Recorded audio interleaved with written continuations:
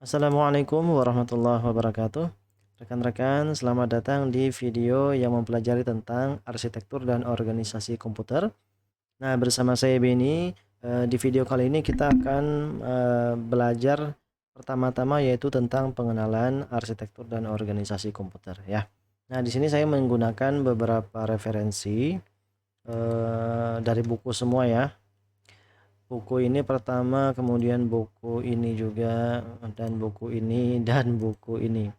Nah, tapi sebenarnya tuh banyak bukunya ya. Hanya saja kalau saya lihat semua buku ini itu merupakan nih, turunan dari buku atau referensi yang ini nih, Designing for Performance ya. Jadi rujukan utamanya adalah buku William Stallings ini. Cuma untuk memahaminya bagi pemula itu saya nilai itu agak sulit ya, karena dia pembahasannya tuh campur. Kadang terlalu teknis, kadang dia bahasannya loncat kira-kira gitu. Jadi bagi pemula itu sulit, makanya saya gunakan referensi selain buku ini aja. Nah, tapi intisari dari bukunya ya, intisari dari pengetahuannya diambil dari buku ini ya. Semua buku ini diambil dari buku William Stallings ini. Oke, jadi harusnya ketika kita mempelajari referensi 1, 2, dan 3 sampai 4 ini, maka nanti di akhir teman-teman akan paham ketika baca sendiri buku William Stallings tadi. Baik, yang pertama yang akan kita pelajari di topik ini adalah ya jelas kita harus mengenal apa itu arsitektur dan organisasi komputer ya. Karena sebelum kita mendalami sesuatu ya, yang nampak dulu yang kita harus ketahui. Jangan sampai tahu isinya aja tapi kulitnya enggak tahu. Nanti akan susah membedakan rumpun ilmu dan macam-macamnya ya. Oke, yang pertama kita bahas tadi apa itu ARKOM, atau ada yang menyebutnya juga organisasi dan arsitektur komputer, singkatannya ORARKOM ya. Sama aja kedua istilah itu, ARKOM dan ORARKOM sama aja. Yang jelas dia sama-sama beda ini aja ya, beda urutan kata. Oke, untuk membahas arsitektur dan organisasi komputer, kita perlu memahami dulu nih arti per kata dari istilah ini.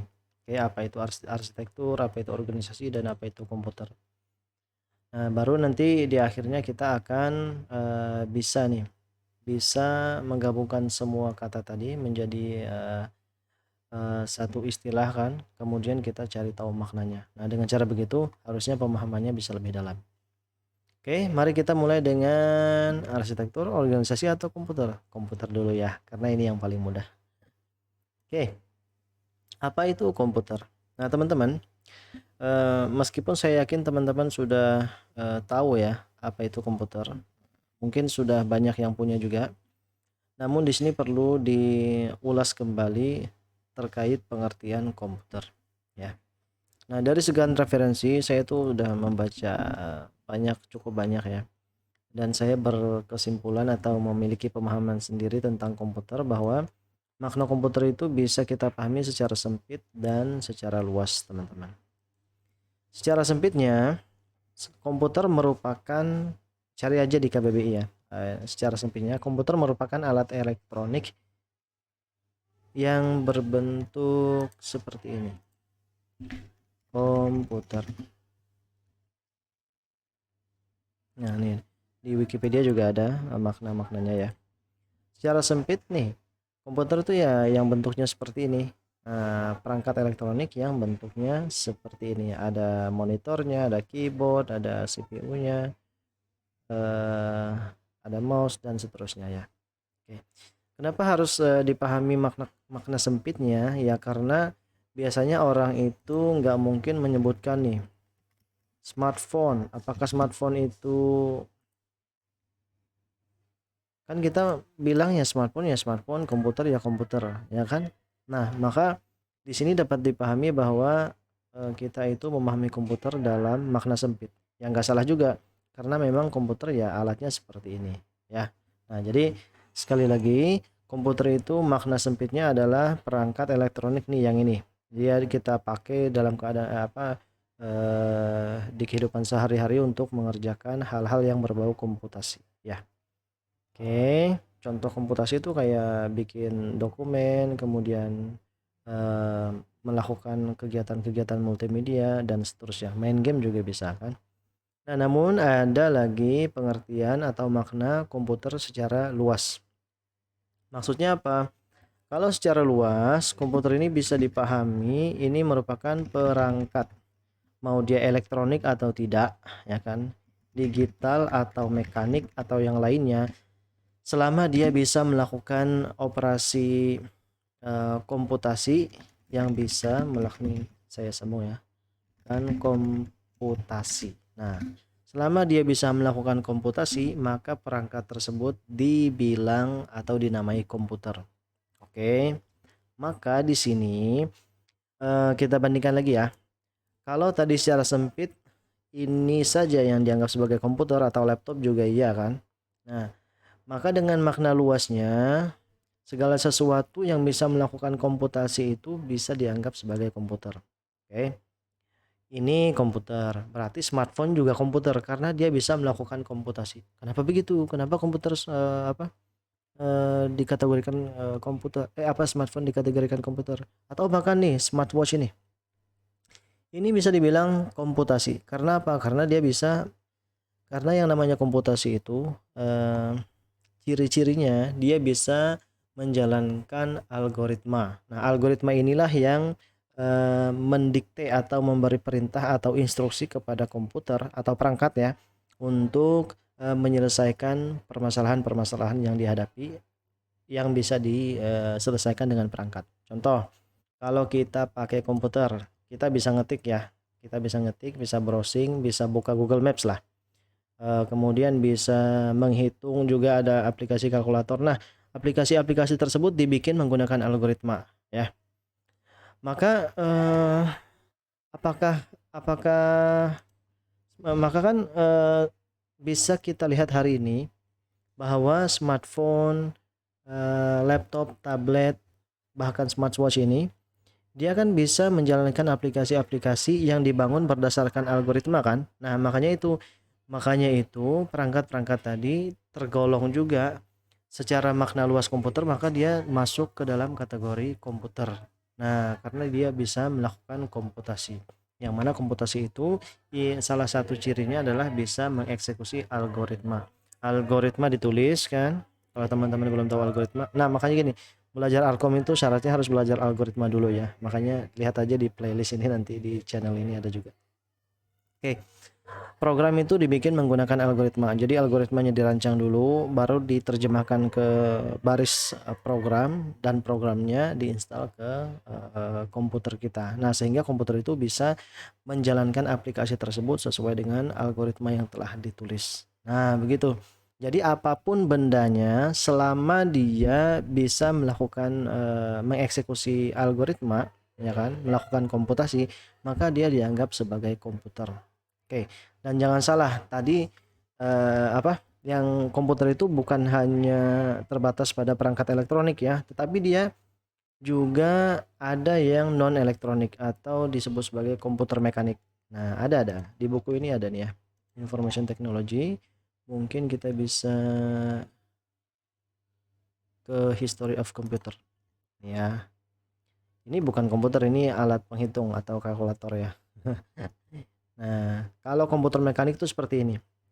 Jadi intinya komputer itu bisa mengeksekusi algoritma kan, dan algoritmanya ini bisa ditulis, kalau dia bisa ditulis dalam bentuk apapun dan bisa diimplementasikan. Ada yang diimplementasikan dalam bentuk baris program untuk komputer yang elektronik. Tapi ada juga yang diimplementasikannya dengan cara colok ini, mencolok kabel ya, kabel-kabel di perangkat komputernya. Contohnya adalah ini calculating machine ya. Contohnya, nah ini adalah salah satu komputer komputer mekanik. Dia bekerja dengan prinsip punch card. Gimana ya tulisannya? Punch card atau kartu plong.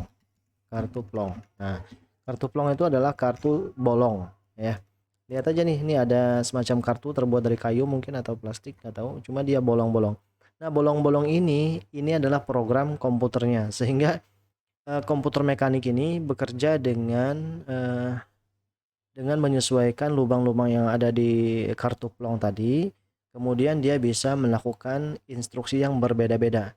Anggap aja ini adalah, kalau di ini ya, dianalogikan dengan komputer modern, ini adalah instruksi yang sama dengan instruksi yang kita bikin untuk bikin aplikasi, ya kan? Nah, bedanya kalau komputer elektronik kan dia pakai bahasa pemrograman. Nah, kalau ini memprogramnya pakai bolong-bolong ini. Nah, itu.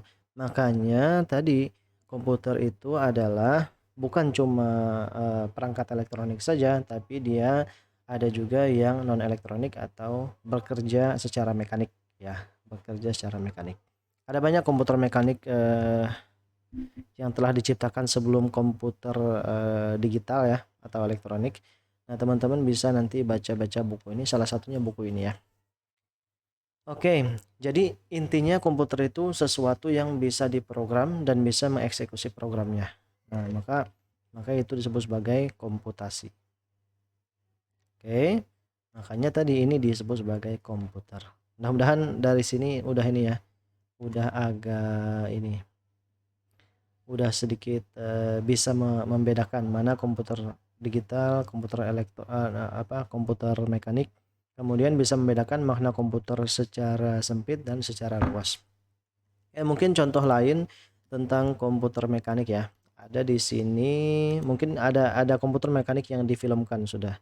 Di filmnya itu namanya adalah The Imitation Game. Nah, ini Imitation Game ini bercerita tentang sejarah Perang Dunia Kedua ya. Bagaimana caranya bagaimana caranya mengalahkan tentara Nazi pada saat itu. Karena tentara Nazi atau tentara Jerman, mereka menggunakan sandi atau ini ya, informasi yang sudah dienkripsi sehingga tidak ada orang yang tahu cara memahami informasinya. Oke. Mereka mensandikan informasi menggunakan mesin yang namanya Enigma. Enigma ya. Sulit sekali diretas saat itu. Nah, jadi ini si aktornya namanya Alan Turing, bukan aktornya ya, tapi yang dilakoninya namanya Alan Turing. Jadi dia menciptakan mesin namanya Christopher, kalau nggak salah Christopher ya. Yang mana ini bekerja secara mekanik. Nah, jadi dia ada inputnya nanti, kemudian untuk outputnya bisa dilihat di bagian roda-roda ini, dia berputar kayak gitu. Nanti ada indikatornya. Jadi ada inputnya berupa kode-kode yang sudah dienkripsi, hasil enkripsi informasi yang yang disadap dari tentara Jerman, diinputkan ke mesinnya tadi, lalu si mesinnya akan mencari kode pemecah untuk untuk mendekripsi informasi yang disebar oleh pasukan Jerman. Nah, ini kalau teman-teman mau lebih paham lagi nih, bisa dilihat nanti ya videonya. Yaitu ini komputer bekerja secara mekanik, tapi dia udah pakai listrik. Ya, udah pakai listrik. Baik, mungkin kita terlalu jauh menyimpangnya. Kita kembali lagi ke pembahasan tentang komputer. Nah, jadi tadi komputer itu bisa dimaknai secara sempit dan secara luas, dan teman-teman sudah pasti tahu ya bahwa tadi komputer secara luas bisa apapun yang mampu melakukan operasi komputasi ya, bukan operasi komputasi, bisa melakukan komputasi. Komputasi itu ya cirinya dia menjalankan algoritma, kira-kira gitu. Algoritma tuh macam-macam lagi. Ada yang operasi aritmatika biasa, runtunan, ada yang percabangan, looping, prosedur subrutin kayak gitu ya, dan semacamnya. Oke. Nah, itu teman-teman. Kemudian setelah kita paham komputer, kita pahami lagi yang namanya arsitektur dan organisasi. Oke. Untuk memahaminya saya akan bawa teman-teman ke slide ini. Oke. Kalau di sini ada ini ya.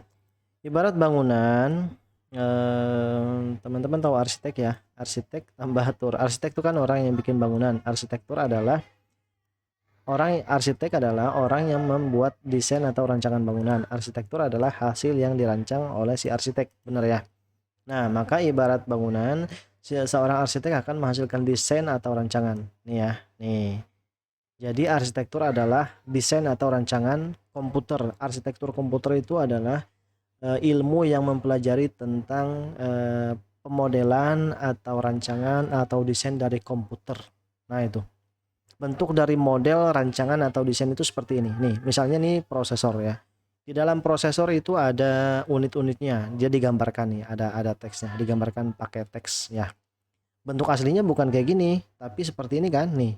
Kalau kalau prosesor itu dibuka cupnya atau penutupnya, maka bentuknya seperti ini. Oke. Nah, arsitektur yang ini kita perlukan bukan untuk menjalankan aplikasi atau komputer, ini nggak bisa. Tapi arsitektur itu kita pakai untuk memahami cara kerja komponen atau unit-unit yang ada di komputer. Contohnya tadi CPU. Oh, kalau dilihat dari bentuk aslinya kan kita nggak tahu mana yang ALU, mana yang CU. Tapi dengan melihat arsitekturnya, oh kita jadi tahu ternyata di dalam komponen perangkat keras ini yang bernama prosesor ada komponen ALU-nya. ALU-nya berfungsi untuk apa? Nah, begitu maksudnya. Ada CU. CU itu fungsinya apa? Kemudian ada memori unit, ada register, ada cache. Nah, begitu.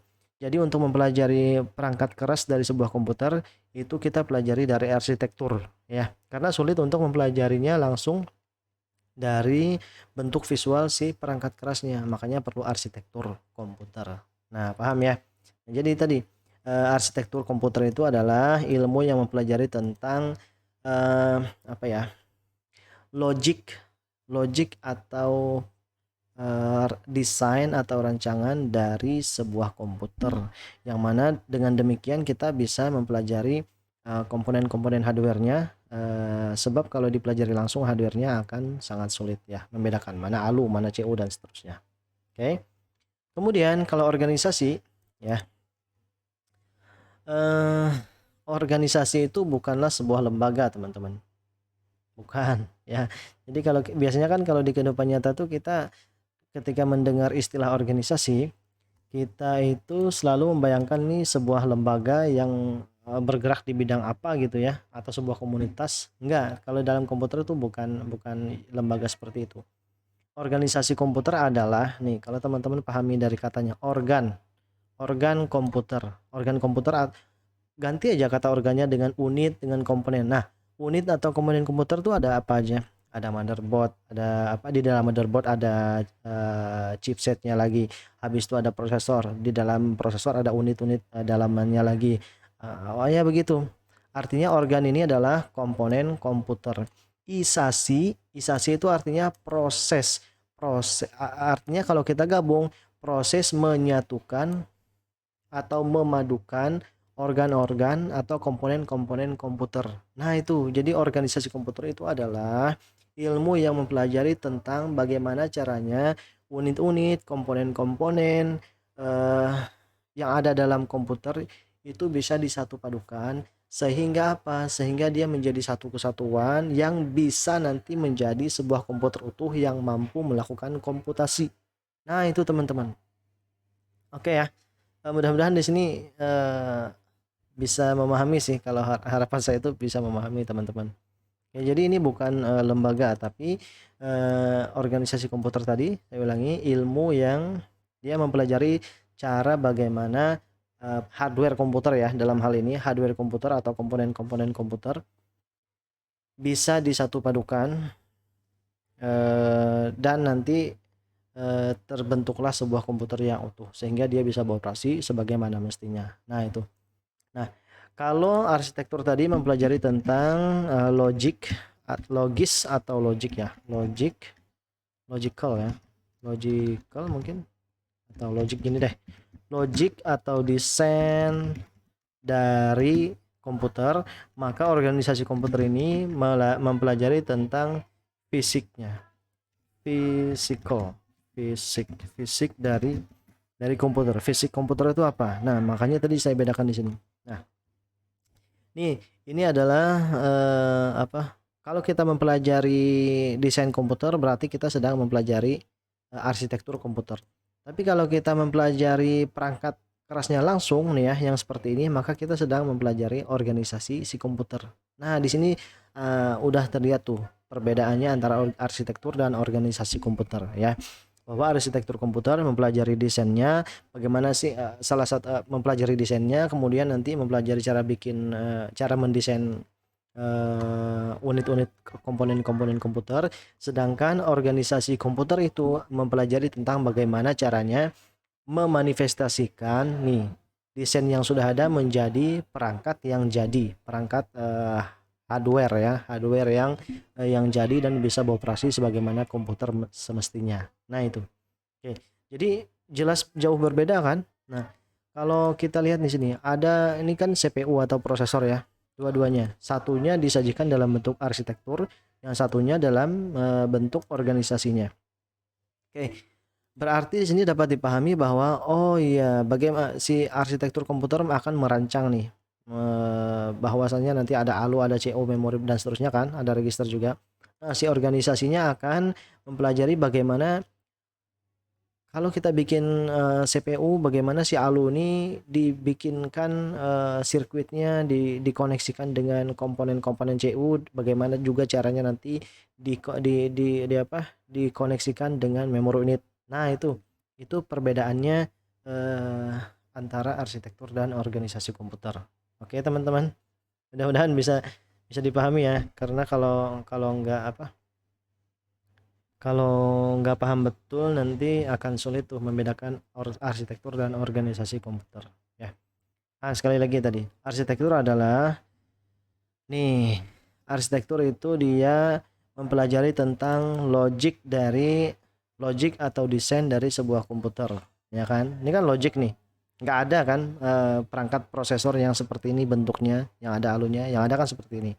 Sedangkan organisasi komputer itu dia mempelajari bagian-bagian fisik dari komputer. Kalau di sini nggak di ini ya, di referensi lain ada dia dikatakan fisik dari komputer, yang mana dia seperti ini. Bagaimana membuat logik awalnya dia hanya mimpi atau gagasan atau rancangan, bagaimana mengimplementasikannya. Nah, maka dipelajarilah organisasi komputer. Oke. Begitu teman-teman. Mudah-mudahan saya sangat berharap bisa dipahami. Kalau enggak teman-teman bisa tanya aja dah di kolom komentar ya. Oke. Jadi balik lagi ke sini bahwa ibarat bangunan, seorang arsitek akan menghasilkan arsitektur atau desain atau rancangan bangunannya. Sementara bentuk nyatanya ialah berupa bangunan, yaitu organisasi. Misalnya bangunan itu kan ada tiangnya, ada pondasinya, kemudian ada atapnya, ada macam-macam ya. Jadi organisasi komputer, arsitektur komputer itu akan menghasilkan desain dari si rumah atau bangunan. Oke. Sedangkan organisasi komputernya akan menghasilkan pondasi-pondasi yang saling misalnya bukan cuma pondasi ya, pondasi dan bagian-bagian rumah lainnya yang membentuk rumah tadi disatu padukan sehingga terbentuklah rumah yang kokoh, yang bagus. Nah, begitu. Oke. Nah, jadi keluaran dari arsitektur dan organisasi komputer itu berbeda ya. Arsitekturnya sifat keluarannya logik, kalau organisasi komputernya sifatnya fisik ya. Karena desain kan dia logik. Kita pakai desain itu untuk memahami apa yang nanti harus kita buat di dunia nyata fisik dari bendanya, ya kan? Nah, begitu teman-teman. Jadi tadi organisasi komputer, organisasi bangunan mungkin di sini ya, akan menghasilkan bangunan nyata dari rancangan yang sudah dibikin tadi. Oke. Sehingga kesimpulannya, saya harus ulang-ulang ya. Mudah-mudahan nggak bosan. Arsitektur komputer berarti menghasilkan desain komputer, sementara organisasi komputer menghasilkan hardware komputer. Nah, begitu ya. Hardware komputer berdasarkan desain yang dibikin tadi. Oke. Kalau teman-teman ini definisi asalnya ya dari bahasa Inggris ya. Nah, teman-teman bisa baca aja sendiri. Nah, kemudian di sini kalau teman-teman cuma mempelajari organisasi atau bagian fisik dari komputer, coba aja teman-teman perhatikan daleman CPU ini ya, prosesor. maka teman-teman sulit memahami fungsionalitasnya. Misalkan ini saya tutup ini ya, atau saya hapus deh. Nah, coba tunjukkan bagian ALU dari perangkat itu. Bingung nggak kalau disuruh kayak gitu? Iya, ya bingung ya, karena banyak sekali perangkat elektronik di situ, ya kan? Beda ceritanya kalau kita menggunakan arsitektur komputernya. Oh iya, jadi kita paham. Oh iya, ternyata dalam prosesor itu ada ALU. Masa bodoh mana ALU di sini? Yang penting kita tahu di dalam prosesor itu ada ALU-nya. Nah, begitu. Ada CU-nya, ada register, memory cache dan sebagainya. Nah, itu. Makanya disebut di sini kalau cuma belajar hardware ini aja tanpa arsitektur, sulit memahami fungsi-fungsi yang ada di dalam perangkat ini, perangkat prosesor. Tapi ya, makanya kita memerlukan kedua-duanya. Arsitektur kita perlukan, organisasi komputer juga kita perlukan. Arsitektur komputer memberi kemudahan dalam memahami fungsi-fungsi unit, sedangkan organisasinya memudahkan, bukan memudahkan ya, memastikan bahwa sebuah komputer bisa berjalan, karena yang tadi desainnya diimplementasikan dalam bentuk si komputer jadi. Nah, kira-kira begitu. Gitu teman-teman. Mudah-mudahan bisa dimengerti juga. Oke, selanjutnya berbicara tentang organisasi komputer. Organ ya, organ atau komponen komputer. Organisasi komputer, organisasi tadi apa? Bagaimana caranya perangkat keras si komputer itu dihubungkan satu sama lain kan. Nah, berbicara tentang organisasi komputer, bahwa komputer itu ada perangkat minimumnya kan. Pertama, komputer itu nggak perlu casing sebenarnya ya. Tapi komputer itu perlu, pertama ada mainboard, ada CPU, ada kipas, kemudian ada power supply, ada apa lagi, ada RAM, dan ada hard disk, monitor, mouse, dan keyboard ya. Nah, itu minimalnya. Tanpa yang tadi saya sebutkan itu masih bisa berjalan. Listrik udah pasti ya. Nah, jadi kalau kita mempelajari tentang perangkat-perangkat keras ini, berarti kita sedang mempelajari organisasi komputer. Nah, itu maksud dari bedanya ya. Kalau kita mempelajari perangkat-perangkat ini, maka kita sedang mempelajari organisasi komputer. Bagaimana caranya bikin sirkuit ini, bagaimana caranya bikin sirkuit RAM, bagaimana caranya bikin sirkuit VGA dan seterusnya. Itu kita sedang mempelajari organisasi komputer. Oke. Tapi kalau kita mempelajari desain-desain atau cara kerja komponen komputer menggunakan desain seperti ini, ya misalnya ada diagram ini, input, ada di sini central processing unit, ada memory, output. Nah, kalau kita belajar komputer dengan cara seperti ini, berarti kita sedang belajar di ranah arsitektur komputer, ya. Nah, seperti itu teman-teman. Seperti itu. Nah, teman-teman baca aja ya, ini bisa dibaca. Akhirnya dapat kita pahami bahwa disiplin ilmu arsitektur dan organisasi komputer bermaksud mempelajari tentang komponen-komponen komputer, mengenai yang logis maupun yang fisiknya. Kita mempelajari hardware-nya berdasarkan desainnya, dan juga kita akan memahami bagaimana sisi desain nanti diimplementasikan menjadi fisiknya ya. Hanya saja tentu kita nggak bisa ini ya, dengan mata kuliah ini ya, mata kuliah Arkom ini kita nggak akan bisa menciptakan komputer. Mempelajarinya kita mungkin bisa mendesain arsitektur logisnya ya, tapi kita nggak akan bisa menciptakan komputer ya, karena memang Indonesia sendiri sangat tertinggal. Makanya saya berdoa mudah-mudahan di antara kalian nanti ada yang mampu mewujudkan teknologi Indonesia jauh lebih baik ya. Oke. Nah, jadi harapan saya tuh video-video yang saya bikin itu bisa memotivasi siapapun yang menontonnya, sehingga tercipta generasi emas, benar-benar generasi emas untuk Indonesia. Entah itu tahun berapa, entah di 100 tahun Indonesia mungkin. Yang jelas keemasan Indonesia harus kita ini ya, kita raih ya. Oke. Nah, kalau hanya mempelajari arsitektur atau bagian logis komputer saja, maka sama halnya dengan belajar menghitung uang tanpa ada fisiknya. Nah, iya kan? mirip kerjaan anak akuntansi. Nah, mereka anak akuntansi itu belajar cara bikin anggaran, belajar menghitung apa ya, ROI dan semacamnya. Tapi megang duitnya enggak, ya kan? Nah, karena itu hanya berupa bagian logis atau perencanaan. Perencanaan itu kan dia arsitektur kan. Sedangkan kalau teman-teman belajar fisiknya aja, maka dapat dia katakan hampir mustahil untuk mengembangkan komputer yang ada saat ini. Ya, karena apa? Karena untuk mengembangkan sesuatu yang kompleks seperti komputer, itu tentunya kita harus punya rancangan desain dulu. Kalau enggak nanti gagal, ya kan? Teman-teman aja nikah aja misalnya ya, acara besar ya teman-teman. Itu kan direncanakan. Nah, apalagi bikin komputer, lebih kompleks bikin komputer daripada bikin acara. Coba aja teman-teman. Gimana tuh? Ada yang pernah bikin apa? Bikin prosesor? Ada. Tanpa desain? Nggak ada. Ya karena memang sekompleks itu ya. Makanya kedua ilmu ini, arsitektur dan organisasi itu memang disatu padukan untuk menghasilkan komputer. Analogi orang yang salah saja belum tentu masuk surga, apalagi yang tidak. Iya ya, betul ya. Orang yang bekerja saja belum tentu kaya, apalagi yang tidak. Orang yang rajin aja belum tentu sukses, apalagi yang malas. Nah, itu tuh. Ini sebenarnya kurang nyambung juga dengan organisasi ini, tapi setidaknya itu menjadi apa ya? Menjadikan teman-teman bisa paham bahwa organisasi komputer itu tanpa desainnya ya nggak bisa dipelajari ya. Lanjut. Nah, tadi itu hanya membahas tentang organisasi dan arsitektur komputer. Oh ya, saya lupa nih catatan. Ya.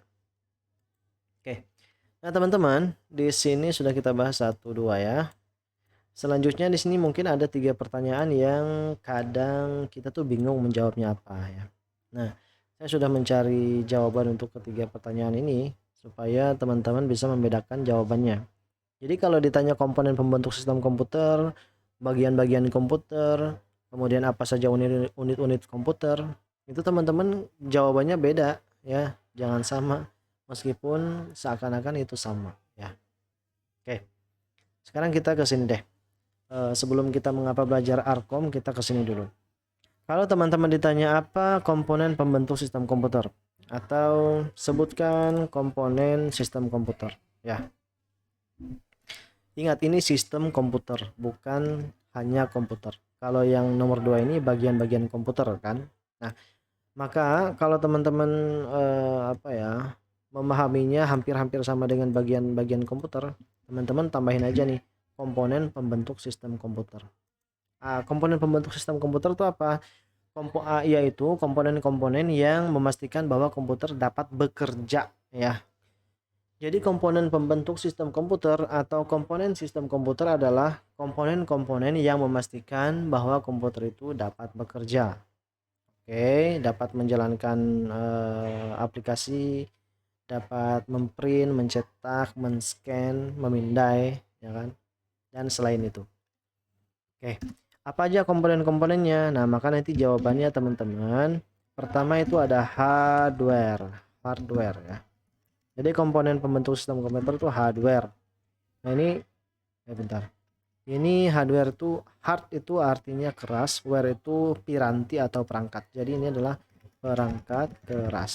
Oke, tahu kan perangkat keras itu apa? Ya komponen-komponen komputer yang bisa disentuh, ya, disentuh bisa dilihat. Nah itu kayak monitor, kayak keyboard, kayak mouse, CPU, prosesor. Pokoknya dia bisa disentuh aja. Nah, itu adalah perangkat keras.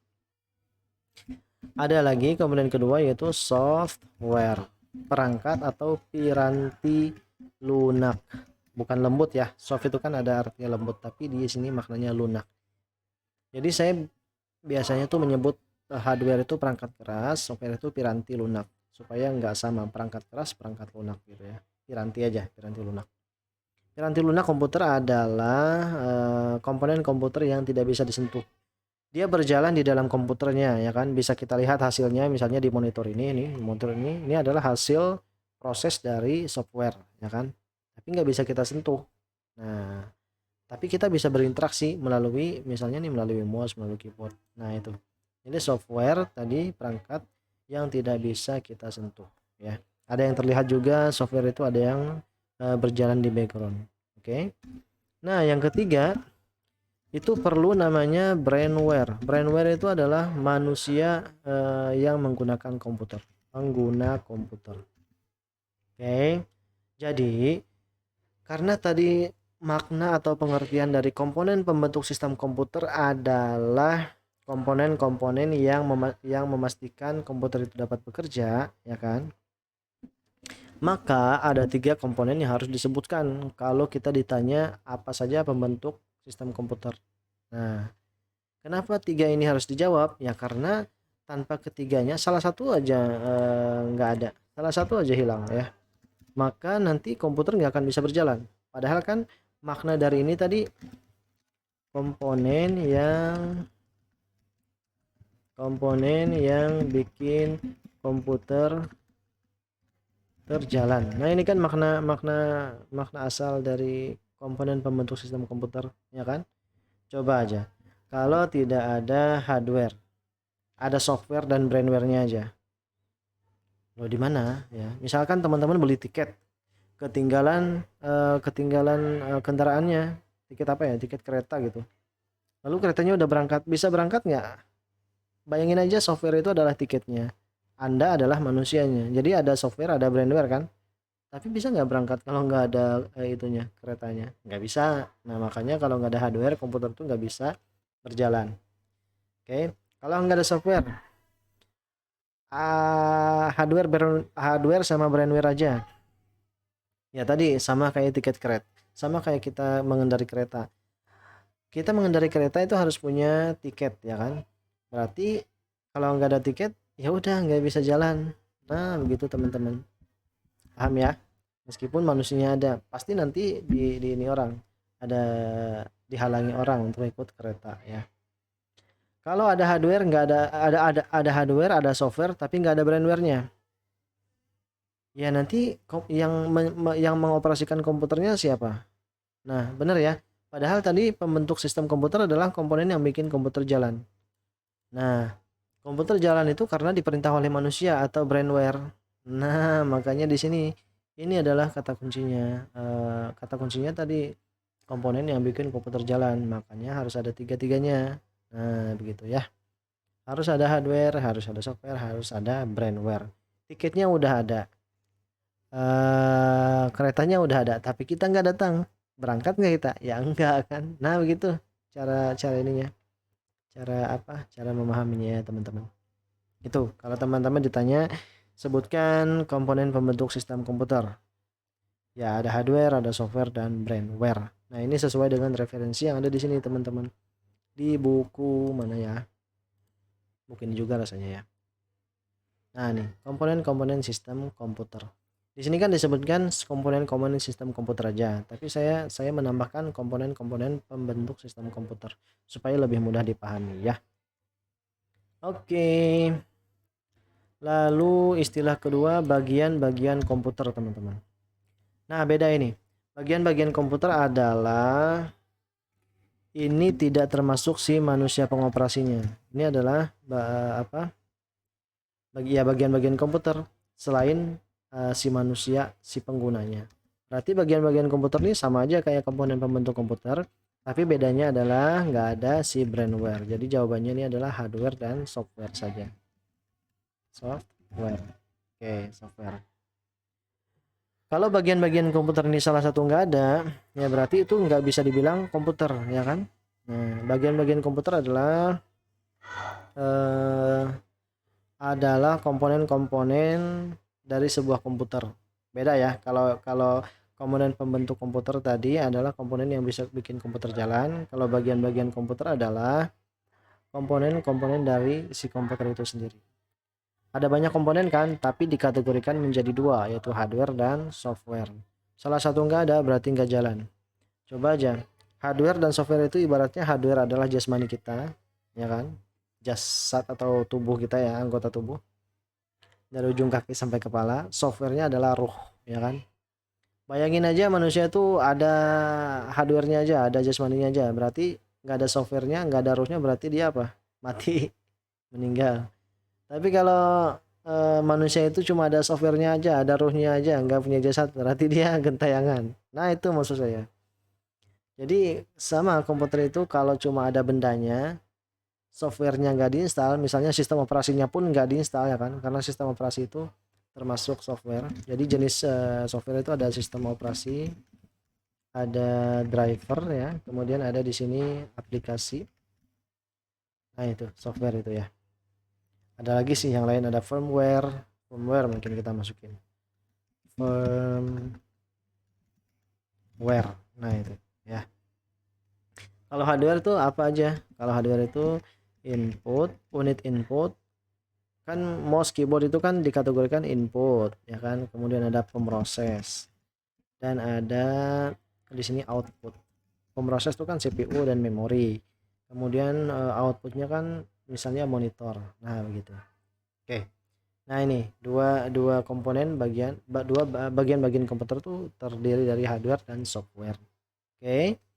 Nah kalau unit-unit komputer memahaminya seperti ini. Unit-unit komputer ini adalah, ini kalau ditanya unit-unit komputer, berarti dia pertanyaannya mengarah pada hardware komputer. Maka jawabannya adalah, kalau ditanya sebutkan unit-unit komputer, maka jawabannya unit input. Yang ini nih, ini. Unit input, unit pemroses, dan unit output. Nah, itu jawabannya. Jadi kata saya di awal tadi juga bahwa kalau ditanya tiga ini nggak boleh jawabnya sama ya, pasti beda ya. Nah, itu teman-teman. Oke, mudah-mudahan di sini bisa paham ya. Unit input apa? Perangkat keras komputer yang berguna, hardware komputer yang berguna untuk memasukkan atau memberi perintah kepada komputer. Nah, unit pemroses ini berguna untuk memproses input yang diterima oleh komputer menjadi output.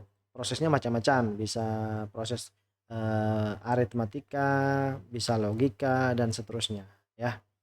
Kemudian output ini adalah hardware yang bertugas untuk menghasilkan keluaran dari hasil pemroses. Misalnya untuk mencetak atau untuk menghasilkan, untuk memutar audio, video, ya kan, untuk menampilkan layar, untuk menampilkan gambar-gambar di layar monitor misalnya. Nah itu teman-teman pasti tahu lah ya. Nah itu, jadi ketiga istilah ini memiliki tiga jawaban yang berbeda. Kemudian ada juga nih arsitektur von Neumann. Nah kalau teman-teman ditanya arsitektur von Neumann tuh ya apa? Ya ini jawabannya nih. Kan biasanya kita menggambarkan komputer tuh seperti ini. Ada ininya, ada input kan, ada pemroses dan ada output. Oke, ada input di sini, set. Sini input, coba saya kasih input kekecilan ya, 30 deh mungkin. Nah ada input, ada apa lagi, ada pemroses, kemudian di sini ada output. Nah pemroses, lalu dia dihubungkan oleh apa, panah atau relasi ya. Oke, bahwa data itu bergerak dari input lalu ke pemroses lalu ke output. Input, processing, output. Unit itu ini ada yang menyebutnya unit input, unit pemroses, dan unit output, atau ada lagi yang menyebutnya input device. Device itu perangkat juga ya, alat ya.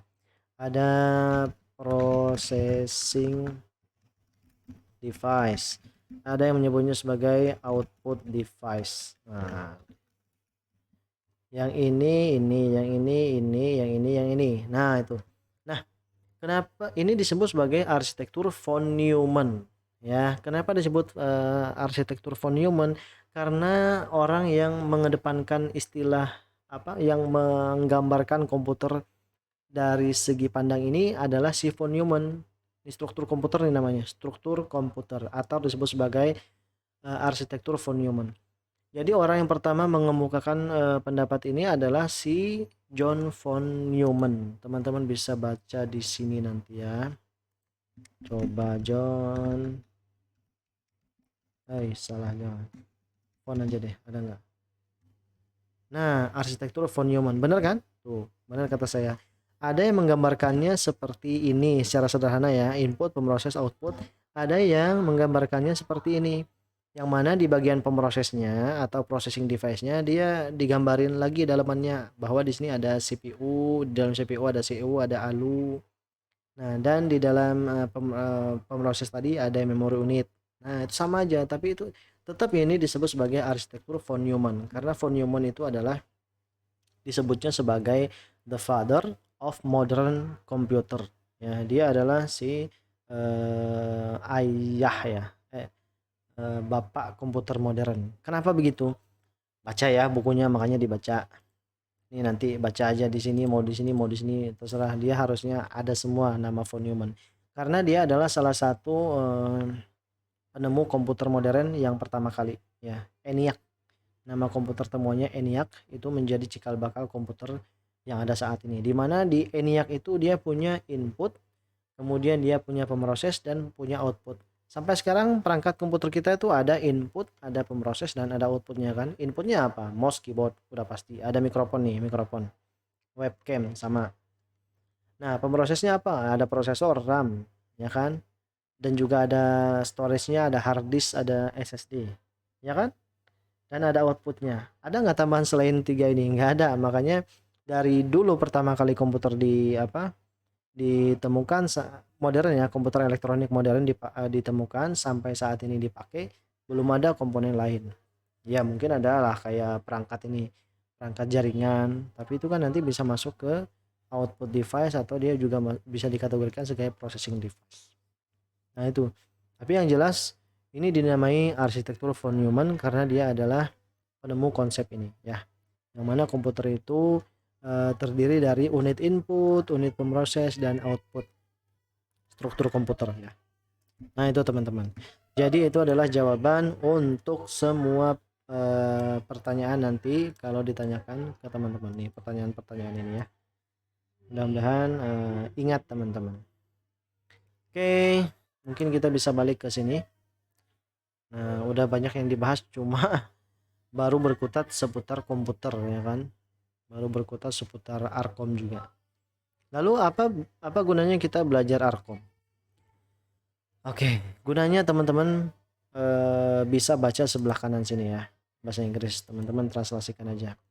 Nih, all students of computing, semua mahasiswa atau murid-murid dari cabang ilmu, rumpun ilmu komputasi, ya kan, computing atau komputasi, should acquire, harus mendapatkan atau memperoleh some understanding, sebuah pemahaman dan apresiasi of computer system, mengapresiasi sistem komputer beserta dengan fungsi-fungsi komponennya, karakteristiknya, performa dari komputernya, dan juga interaksi dari semua komponen-komponen komputer.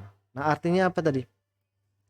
Mungkin dengan belajar Arkom ini kita tidak bisa di ujung nanti ya, kita hanya bisa mendesain dasar-dasar komponen-komponen dasar komputer. Kita hanya bisa mempelajari tentang yang unit komputer yang ada saat ini, misalnya kayak keyboard, mouse.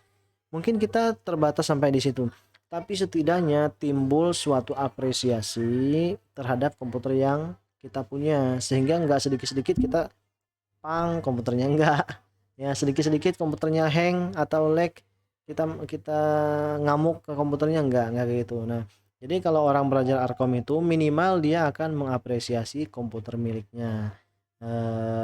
Ibarat kata anak-anak otomotif itu, ya kan, pasti mereka akan sangat sayang dengan dia akan sangat sayang dan tahu cara merawat kendaraan, misalnya motor atau mobil miliknya, ya kan. Itu anak-anak otomotif. Anak-anak perkebunan, mereka akan tahu cara merawat cara merawat tanaman kebunnya. Nah, anak-anak IT dia akan tahu cara merawat komputernya, ya. Sehingga itulah jati diri anak IT gitu kira-kira.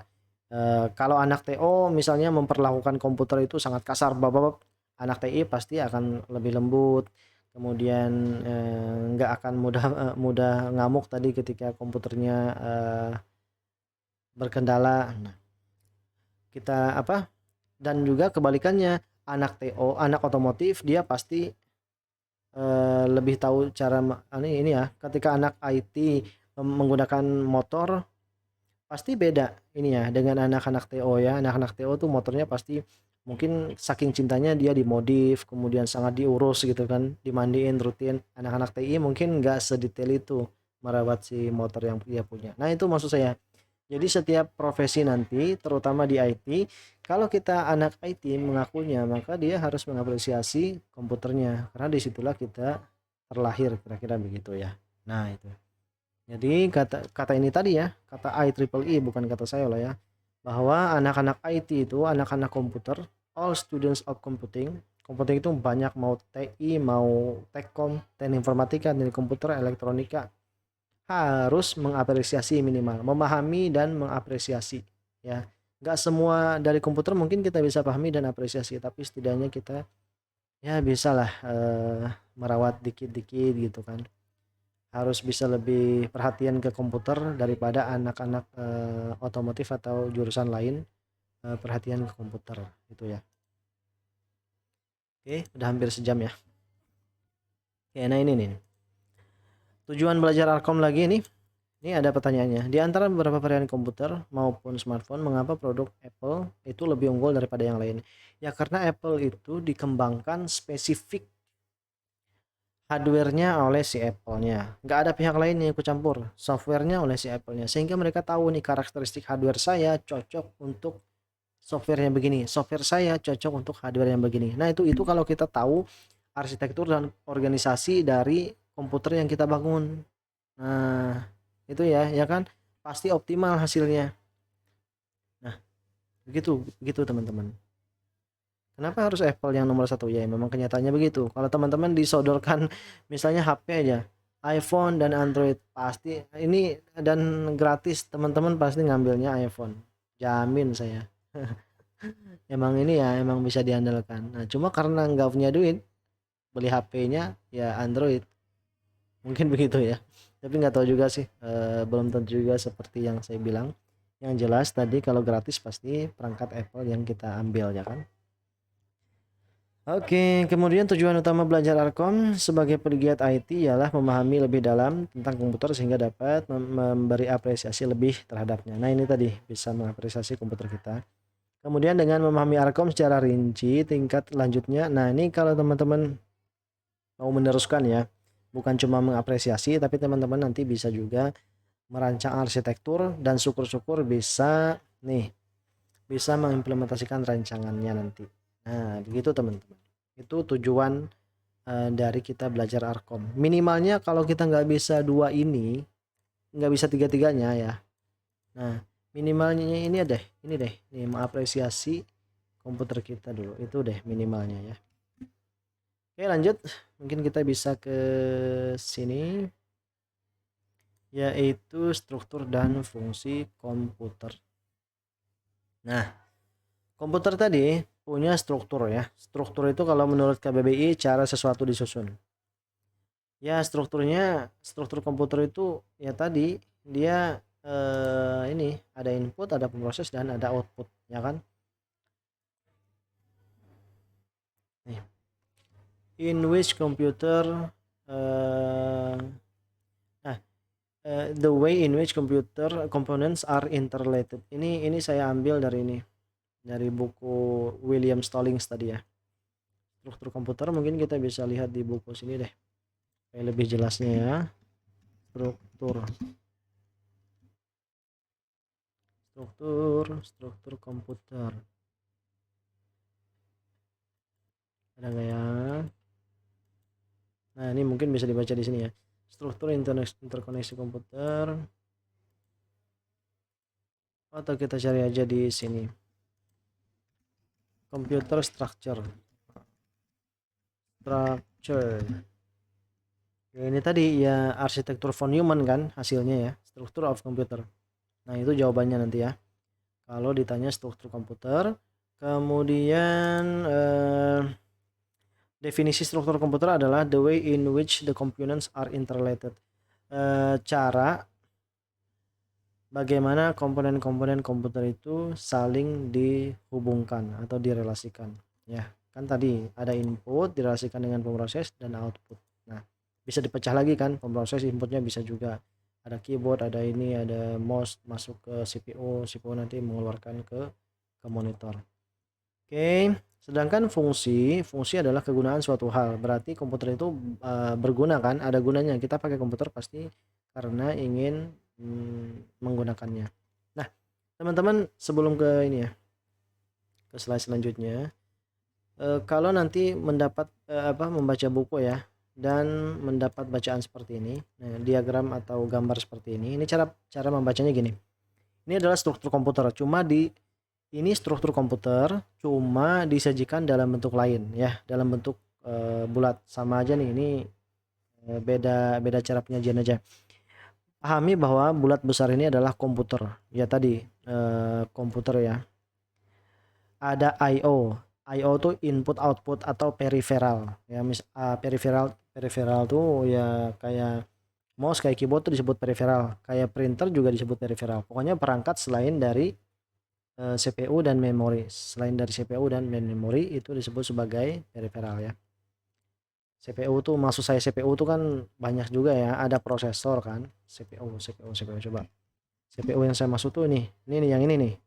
Sebenarnya ini bukan CPU juga namanya ya, cuma kita casing ya, casing yang mengandung CPU di dalamnya. CPU tuh ya ini prosesor ya. Cuma saya nyebut ini CPU aja dan saya nyebut ini prosesor ya, supaya teman-teman nggak ambigu nanti. Ya, jadi ini adalah CPU-nya ya. Komputer, CPU komputer. Nah, di dalamnya ada I/O. I/O itu input output. Nah, tadi monitor itu termasuk. Pokoknya perangkat input, perangkat output, I/O. Kemudian ada main memory, bahwa komputer itu memiliki main memory, ya kan? Kemudian komputer itu nanti juga punya CPU. Oke. Nah, ketiga elemen ini membentuk komputer. Dan ketiga elemen ini atau komponen ini direlasikan atau dihubungkan oleh sistem bus. Sistem bus tuh kalau bentuknya nih, sirkuit ini bus ya. Sirkuit ini bus. Nanti ada pengendalinya. Pengendalinya ada di dalam prosesor yang namanya CU, control unit. Nah, itu. Bagaimana nanti ini kan kalau kita bayangin ya, misalnya alirkan listrik dari sini ke sini. Pasti tuh konslet, ya kan? Ya. Tapi kenapa komputer nggak konslet atau nggak apa ya? Nggak kebakar jalur sirkuitnya ya, karena dikendalikan oleh CPU. Ada bagian komputer yang mengendalikan bagaimana aliran listrik itu nggak saling bertabrakan di sini sehingga konslet. Nah, itu teman-teman. Oke. Nah, sistem bus itu adalah jalur sirkuit yang menghubungkan komponen-komponen komputer. Oke. Lalu ini CPU atau prosesor ya. Jadi tadi karena penamaan kita itu rancu ya, CPU untuk komputer. Oh, jangan CPU deh sebutnya, komputer aja ya. Nggak bisa juga. Kalau ini disebut komputer maka nanti oh ya udah, lebih mendekati kebenaran itu bahwa ini disebut aja komputer. Angkat komputernya dong. Berarti angkat ini ya. Biasanya kalau disuruh angkat komputer itu kan angkat ini, monitor, keyboard dan sebagainya kan. Nah, berarti kurang tepat juga kalau disebut komputer. CPU aja ya. Oke. Teman-teman harus ini deh, harus paham aja ketika saya bilang CPU, lihat konteksnya. Apakah konteksnya itu yang ini atau konteks yang CPU saya maksud adalah yang ini, prosesor ya. Oke. Nah, kalau di sini CPU itu konteksnya adalah prosesor. Nah, gambar yang ini merupakan merupakan detail dari CPU, bahwa di dalam CPU itu diperbesar kira-kira ya. Nah, gini. Di dalam CPU itu ada register, ada ALU, ada control unit ya kan. Nah, dihubungkan oleh internal bus. Jadi di dalam prosesor itu ada sirkuit-sirkuitnya lagi yang menghubungkan semua komponen komputer. Yang di sini adalah detail dari control unit. Kenapa harus diambil CPU karena control unit? Detailnya kenapa? Ya suka-suka yang ngegambar ya kan. Ini maksudnya adalah contoh aja bahwa ternyata komponen komputer itu arsitektur komputer itu kan dia merupakan sebuah intisari dari semua komponen kecil-kecil yang ada.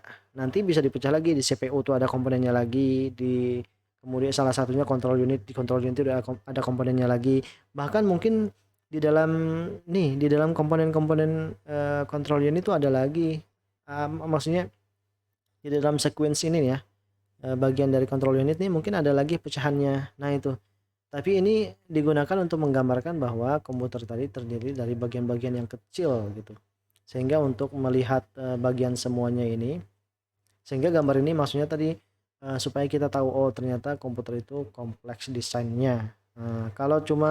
Kalau nggak ada gambar dua ini kan kita hanya mengira oh ada memori, ada prosesor, ada CPU. Nyatanya CPU itu ada lagi bagian-bagiannya. Nyatanya di dalam CPU control unit itu ada lagi bagian-bagiannya. Mungkin di sini nanti ada lagi bagiannya. Nah itu memberikan gambaran kepada kita atau pembaca bahwa komponen komputer itu eh, di dalamnya mungkin masih bisa ada pecahannya lagi ya. Oke. Berarti ini di dalam control unit ada sequencing logic. Oh, ini pengurutan. Logika pengurutan, kemudian di sini ada control memory. Nah, untuk mengendalikan memori. Kemudian nih keduanya direlasikan atau dihubungkan oleh control unit and registers decoders. Nah, itu ya. Kalau teman-teman dapat gambar ini, nih. Nah, ini adalah diagram atau gambar fungsi dari komputer. Ada 4 ya fungsinya. Ada movement, ada control, ada storage, data processing juga. Nih ada di sini nih. Bahwa fungsi komputer itu ada 4, yaitu data processing. Coba yang pertama data processing, ada nggak? Nah, data processing. Data processing tuh ini, nih data processing nih. Kemudian apalagi data storage, ada nggak? Nah, yang ini. Kemudian ada data movement, yang ini kan. Kemudian ada control, yang ini. Nah, maksudnya apa? Panah ini coba lihat mulainya dari mana, mulainya dari sini ya. Panah yang menuju ke unit berarti dia input, panah yang keluar unit berarti dia output. Berarti di sini komputer bisa menerima input ya kan, lalu nanti diatur oleh data movement aparatus, aparatur pergerakan data ya kan. Apakah nanti dan ini harus ke sini dulu, dia nggak bisa keluar kalau bisa. Data ini yang masuk tadi bisa keluar atau diteruskan ke control mechanism ya. Jadi komputer itu punya kemampuan untuk movement tuh memindahkan data. Nah, itu. Nanti pokoknya kalau kata aparatur movement ini dia boleh terus ya nanti diterusin. Kalau enggak nanti ditolak ya. Contohnya aja kalau teman-teman pakai printer tapi drivernya belum terinstall, nanti kan nggak bisa ngeprint. Nah, kira-kira gitu. Maka nanti berarti ada komponen dari komputer itu yang bisa menolak mencetak di printer yang belum ada drivernya. Nah, itu ya. Tapi datanya bisa diteruskan kalau ternyata valid atau dianggap harus diteruskan ke control mechanism ya. Control mechanism ini berfungsi untuk mengontrol data, apakah nanti datanya pengen disimpan, data storage facility, fasilitas penyimpanan data. Storage itu penyimpanan data. Okay. Jadi kalau data pengen disimpan berarti control mechanism akan kembali ke sini, akan menyimpannya di sini. Nah, kalau data itu dibutuhkan misalnya oleh data movement atau data processing atau bahkan diperlukan oleh control mechanism sendiri, maka datanya diambil dari storage, bisa diambil dari storage facility. Nah, ke sini bisa diteruskan ke sini, bisa diteruskan ke sini ya. Kalau data itu mau diambil dari media penyimpanan. Misalkan kita pengen ini mengcopy file dari hard disk ke kemana? Ke flash disk. Nah, flash disk itu kan letaknya di sini ya. Nah, di sini di bagian output.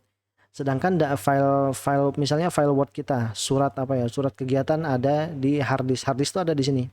Maka nanti ketika mau mindahkannya, kita kan mengklik ini ya, mengakses Windows Explorer dulu. Windows Explorer tuh ini yang ini. Duh, nggak ada ya. Nah, Windows Explorer tuh ini kan, masuk kita klik misalnya partisi ini di sini. Set, berarti itu kita sedang mengakses control mechanism yang mana mengalihkan kita ke partisi ini.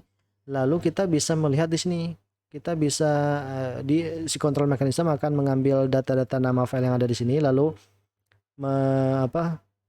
lalu menampilkannya di monitor, lalu sehingga kita bisa melihat di sini.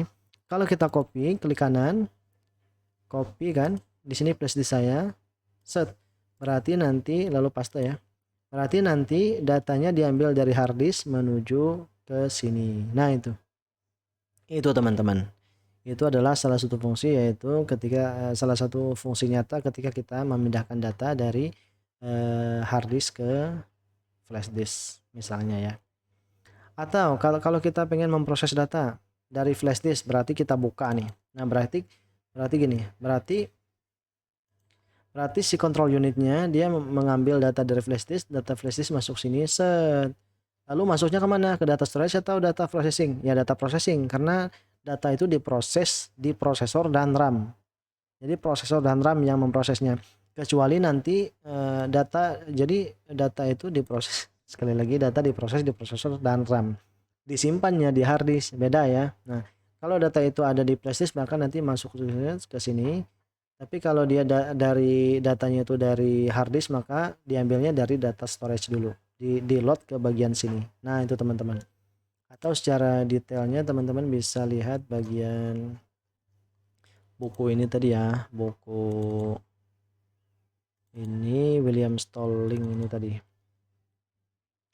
Di bagian sini ada fungsi komputer.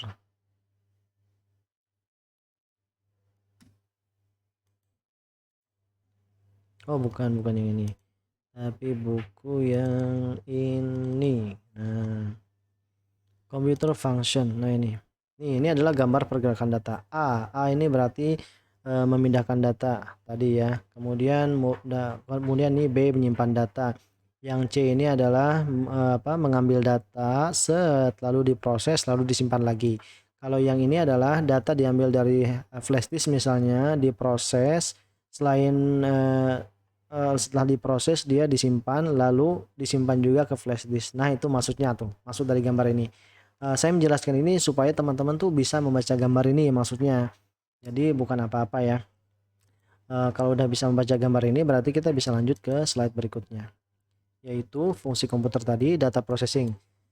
Bahwa komputer itu bisa memproses data, contohnya bisa melakukan operasi aritmatika. Buka aja tuh kalkulator di sini.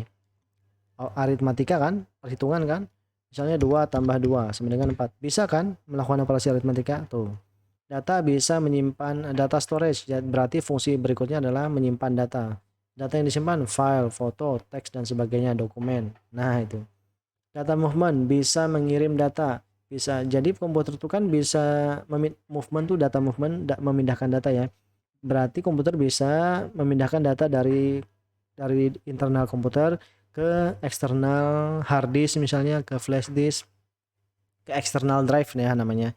External drive itu bisa jadi hard disk, bisa jadi flash disk, eksternal gitu kan. Bisa juga dia melalui jaringan internet. Nah, berarti jaringan internet ini adalah perangkat output ya. Harusnya dia disebut sebagai perangkat komunikasi ya. Tapi kan apa bedanya dengan ini? Dengan printer? Printer tuh kan pakai kabel ya kan.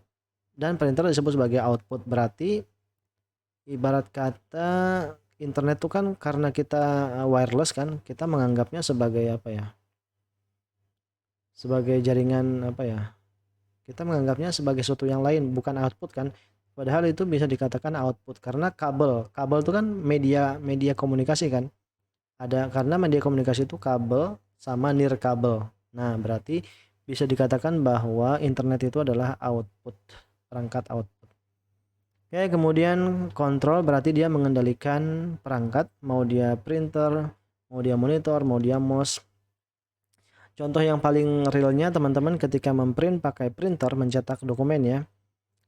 Di tengah-tengah cetakannya tuh cabut aja kabel printernya, kabel USB printer yang menghubungkan ke CPU. Nanti hasil cetakannya akan berhenti ya. Nah, begitu. Berhenti di tengah-tengah, itu buktinya komputer kita mengendalikan perangkat ya, bisa mengendalikan printer dan semacamnya. Itu ya teman-teman, fungsi komputer. Kemudian di sini ada struktur komputer tadi ya, sama aja nih ya jawabannya tadi yang ini. 3A bukan 3. Peripheral. Ini disajikan dalam bentuk lain. Ada yang menyajikannya seperti ini tadi, teman-teman. Nah, ada yang seperti di sini tadi, sama aja ya. Dan ada yang seperti ini tadi. Apa bedanya? Bedanya ya cuma ini. Kalau ini input outputnya disebut sebagai peripheral, ya kan? Peripheral.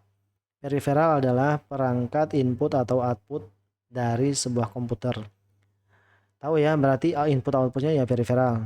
Communication line ya berarti ini sebenarnya bisa masuk ke output, cuma ini dibedakannya supaya nggak kecampur dengan output gitu. Karena memang ya kalau dipikir-pikir memang komunikasi ya komunikasi ya, output ya output. Tapi kalau mau dimasukin ke peripheral susah juga ya karena ini jenisnya bukan kayak printer, bukan kayak alat kayak gitu, tapi dia merupakan semacam ini ya, mekanisme komunikasi kira-kira gitu. Oke, kemudian di dalamnya di isi komputer tetap ada berarti ini input output tetap ada, di sini ada storage dan processing. Storage itu selain memori ya, memori lah, anggap aja storage. Storage, memori dan hard disk ya. Kemudian ada processing device ya, prosesornya. Nah, sama aja kan disajikan dalam bentuk ini tuh sama aja maknanya dengan yang ini, sama aja maknanya dengan ini. Tetap ada input, tetap ada output, kemudian tetap ada pemrosesnya ya.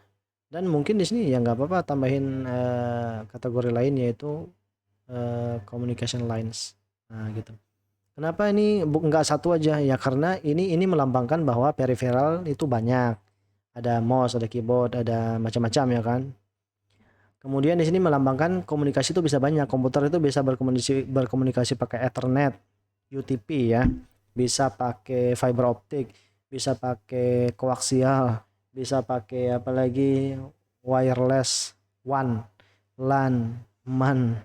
Tuh bisa pakai Starlink. Nah, itu jadi maksudnya banyaknya garis ini menandakan banyaknya jenis media komunikasi. Banyaknya peripheral ini berarti banyaknya peripheral yang bisa dimasukkan ke komputer. Oke, nah itu teman-teman. Kalau ini kita bisa dapat gambaran bahwa komputer itu ya yang ada di CPU itu ya. CPU itu disebut sebagai komputer kalau di gambar ini. Ya, ini sudah tadi. Kemudian, nah ini oleh-oleh kalau teman-teman ini ya kuliah bisa jawab ini. Harusnya tadi kalau sudah belajar ini teman-teman bisa jawab ini. Tapi nggak perlu kalian jawab lah ya. Oke, alhamdulillah videonya sudah berakhir ya. Teman-teman kalau bisa baca aja buku referensi ini lagi. Ini 1, ada 4 ini ya. Kalau mau benar-benar menguasai ya. Karena untuk menguasai buku apa gini.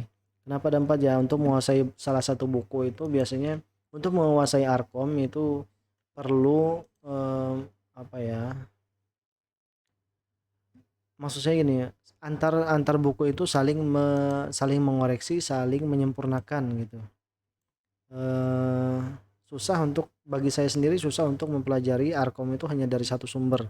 Karena memang ada beberapa penjelasan yang ada yang enggak ada yang sulit dipahami, ada yang lebih mudah dipahami gitu. Nah, makanya lebih mudah kalau lebih banyak referensi.